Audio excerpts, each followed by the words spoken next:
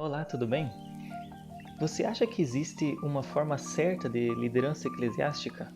Você acha que existe um modelo correto sobre como uma igreja deve ser liderada e organizada e estruturada? Bom, hoje eu quero te contar sobre esse livro aqui que eu li, Pastoreando a Igreja de Deus, do Phil Newton. O livro é de 2007, da editora Fiel, e nesse livro ele defende a estrutura de liderança da igreja chamada da estrutura presbiteriana. Eu vou te explicar quais são as três diferentes tipos de liderança eclesiástica que existem e o que ele defende nesse livro. Bom, a primeira forma que existe se chama a liderança episcopal. É uma tipo de liderança bem hierárquica, né? Nas empresas a gente fala que as decisões são tomadas de cima para baixo, top-down. Então, tem o líder mundial, daí o líder nacional, daí o líder regional, daí o líder municipal, né? Por exemplo, podemos pegar a Igreja Católica, né? Tem o Papa, daí tem o arcebispo, daí tem os bispos, daí tem os padres, então, e aí tem os leigos lá embaixo. Então, uma decisão são tomadas pela cúpula lá em cima e as congregações locais que estão na periferia não têm muito poder de influência de tomada de decisão. No Brasil isso é visto também, por exemplo, nas igrejas neopentecostais, né? A Igreja Universal, a Igreja Mundial, é o bispo, é o apóstolo que toma a decisão e vai cascateando para baixo. Se isso fosse um país, poderíamos pensar países como Rússia, Turquia, China, geralmente países mais autoritários têm uma forma de governo que vai assim também. Eu não quero dizer que um desses três modelos é certo, os outros são errados, né? Para cada um dos três modelos existe uma base bíblica na qual eles se baseiam para liderar dessa forma. O número 2 se chama forma de liderança congregacional. Seria uma forma mais democrática, né? Todas as decisões são tomadas por meio de votações em assembleia. Cada membro da igreja tem direito a um voto. Toda congregação cada igrejinha é independente, embora todas façam parte de uma mesma denominação. Podemos pensar, por exemplo, a Igreja Batista. Então, a denominação em si não tem muito poder de influência sobre as congregações locais, visto que cada uma é independente da outra. Se fosse um país, poderíamos pensar na Suíça, que é uma democracia mais pura, assim, dessa maneira. E aí, a terceira maneira que é a presbiteriana, né? Então, nessa presbiteriana, assim, a igreja escolhe os seus presbíteros, os seus líderes, através do voto.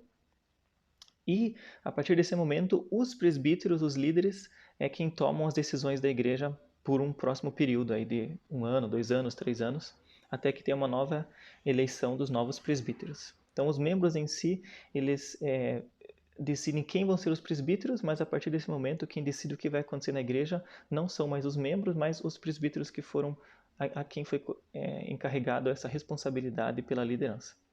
O exemplo de igreja que adota esse modelo é a própria igreja presbiteriana. E se fôssemos pensar em um país, podemos pensar, por exemplo, o Brasil, né? Ou a maioria dos países democráticos, onde nós elegemos os políticos e a partir desse momento são os políticos que estão no parlamento decidindo a política do dia a dia, né? No Brasil, dos próximos 4 anos.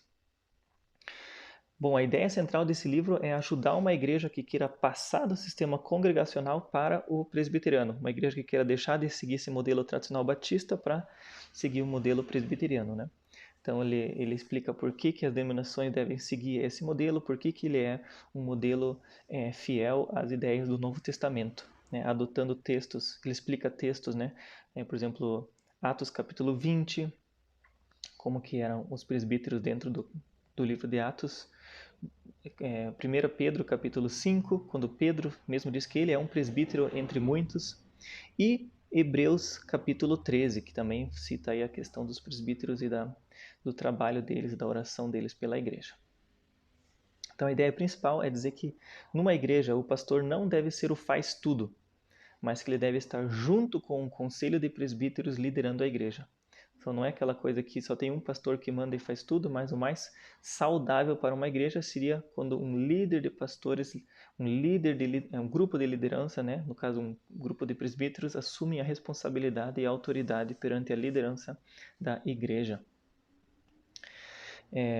Aí ele explica também, né, no grego o que significa presbítero, bispo, diácono, pastor, né, a ideia de que o O diácono é aquele que cuida mais das funções práticas da igreja e o presbítero cuida mais da parte da parte da liderança espiritual, né?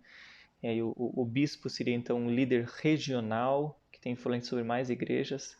E a palavra pastor tem esse sentido de cuidado espiritual. Então lá, pastor e presbítero e bispo seriam quase que sinônimos assim. A ideia do livro é legal, eu posso indicar ele. Tem cerca de 180 páginas. Só que ele é um livro que, né, vai puxar a sardinha só para o lado deles. É um livro que isso não é errado, mas eles querem defender o modelo presbiteriano, então ele vai focar nos pontos positivos do presbiteriano e nos pontos negativos do modelo congregacional e episcopal. Mas vale aí a recomendação para quem tem interesse em saber mais como funciona o modelo presbiteriano de liderança da igreja. Muito obrigado por seu tempo e Deus te abençoe.